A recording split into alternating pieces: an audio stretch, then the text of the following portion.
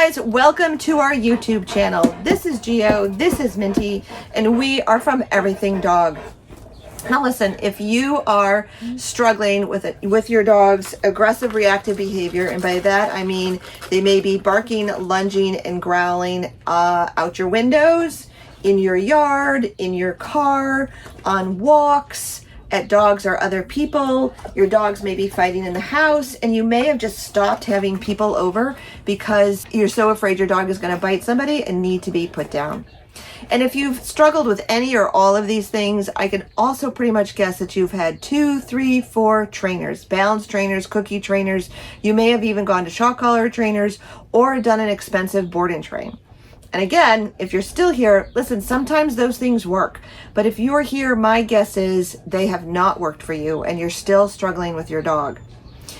The problem is dogs that are barking and lunging and growling at all these different places are stuck in an emotional dysregulation cycle, meaning their nervous system is short-circuiting and overwhelmed, keeping them stuck in the fight or flight. And guys, when your dog is stuck in fight or flight, they cannot learn. Just like us, if we're walking at night and somebody comes up behind me and scares the crap out of me, suddenly I have adrenaline and cortisol and I'm in fight or flight.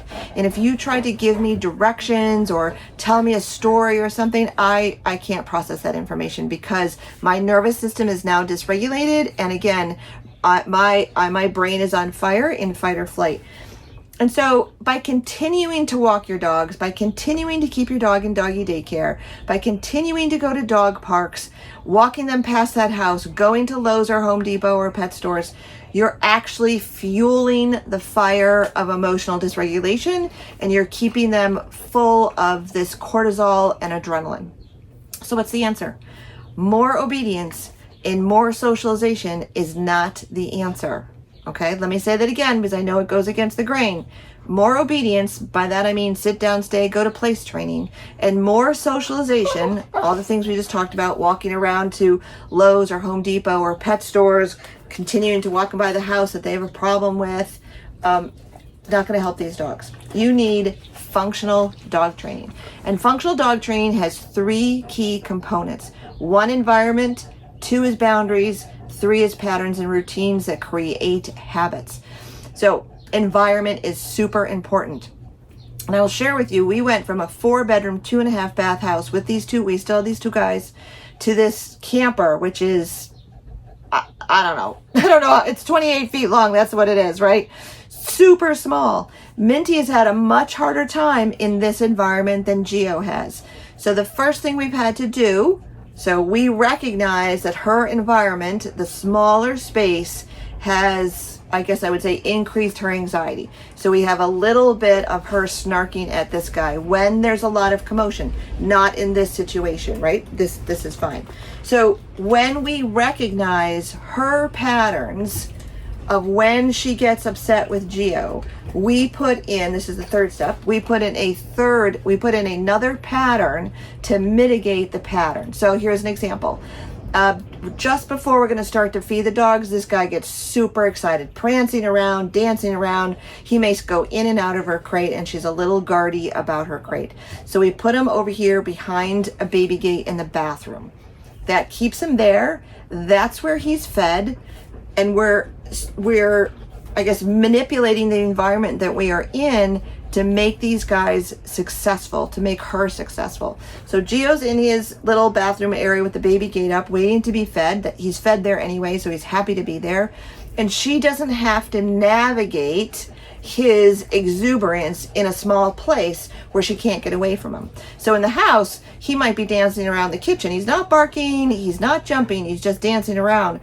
And she, when we had the house, she would go and sit way over by the slider on this piece of carpet. So she figured out on her own in that environment how to deal with that commotion. But in this small space, she can't find a way to deal with that commotion. So we help her out. So the other pattern that we have in place for that exact same scenario is she'll go into her crate, which is right here, and we zip it up. It's a soft sided crate, and we zip it up. And then we might even still put Geo back there. It all depends on what we're doing. So once we recognize the feeding pattern is causing her to have a problem, we put another pattern in place, meaning Gio goes behind the gate or she goes in her crate and gets zipped up until feeding is done. We prepare food bowls for the next morning, and when all the food is put away and this guy has calmed down, like, because sometimes after he eats he rolls around or he starts to rub on the furniture, and we've recognized that that's a pattern that Minty gets upset about. So she'll stay crated or he'll stay back there until he has calmed down, and then they can come back out together. If it's a nice day, then we utilize the outside, and she loves to be outside. So that's just an example of how functional dog training works. Like, we can't change our environment right now to help her out. We're not going to get a big house, and we're not getting a bigger camper. So this is what we've got to work with. Very, just like what you guys are dealing with in your own homes.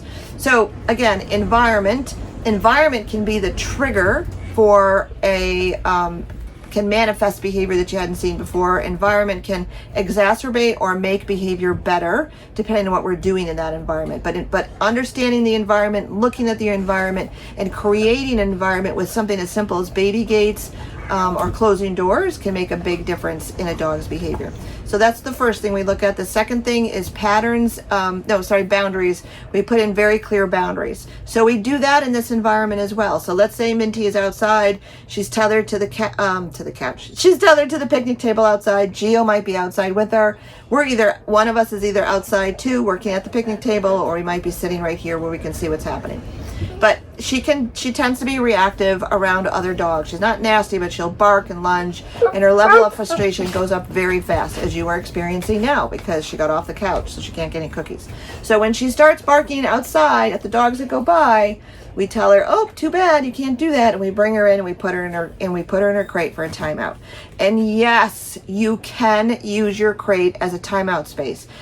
If bad things happen when the dog is in the crate, that will make a dog less likely to, God, I didn't get it. That will make a dog less likely to want to go in the crate. But you can absolutely use your crate as a timeout space. You have a word or phrase that says they blew it. We're not yelling at them. You're not frustrated. We just say, "Oh, too bad." In you go. She comes inside. She goes in her crate immediately. We don't let her bark for 3, 4, 5 seconds, 10 seconds, 30 seconds.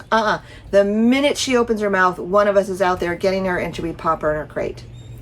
Okay, so that's kind of the environment that we are in as we are camping. Is there are dogs around us. There are a lot of dogs around us. And when we had the house, she could be in the backyard, she could be on the deck, which was a second-story deck, and never see another dog for weeks or days in the yard. Not if we took her for a walk, but that's not the reality of where we are.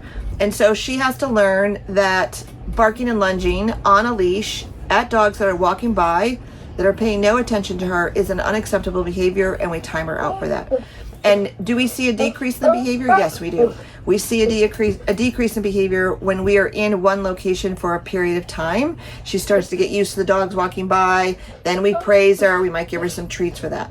But unfortunately, the lifestyle that we have now, we're moving constantly. So when we get to a new environment, she kind of goes up a few notches, right? It's a new environment. She's got to get the lay of the land. This guy is unperturbed by the environment.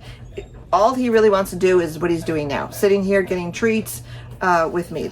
He's just a calm. His nervous system is naturally regulated. It's naturally calm, and we don't have any issues with him, thank goodness, because that lets us just focus on our baby girl here, Minty. Okay, so let me just recap. If your dog is barking, lunging, and growling out the window, in the house at things you don't even know what they're doing, in your backyard, in your car, on walks, if you have dogs that are fighting with each other, then or if you can't have guests over because you're afraid your dog's going to bite somebody and have to be put down, your dog is most likely is stuck in an emotional dysregulation cycle, meaning they are stuck in fight or flight, and they cannot really learn. I don't care what methodology you're using, it's very difficult to learn when you're cranked full of adrenaline and cortisol.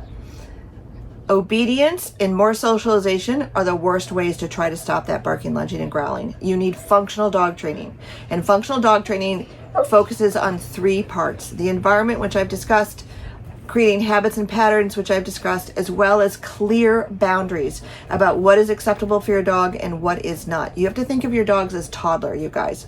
So listen, if you are interested in our next free webinar, and we're doing them fairly frequently now, just reply with the word CALM, C-A-L-M, and we will send you the link to register and or to get on the wait list depending on when the webinar is coming up. And the webinar is how to stop your dog's aggressive reactive behavior without spending hours on training, socializing, and or going to boot camps. We'll see you there.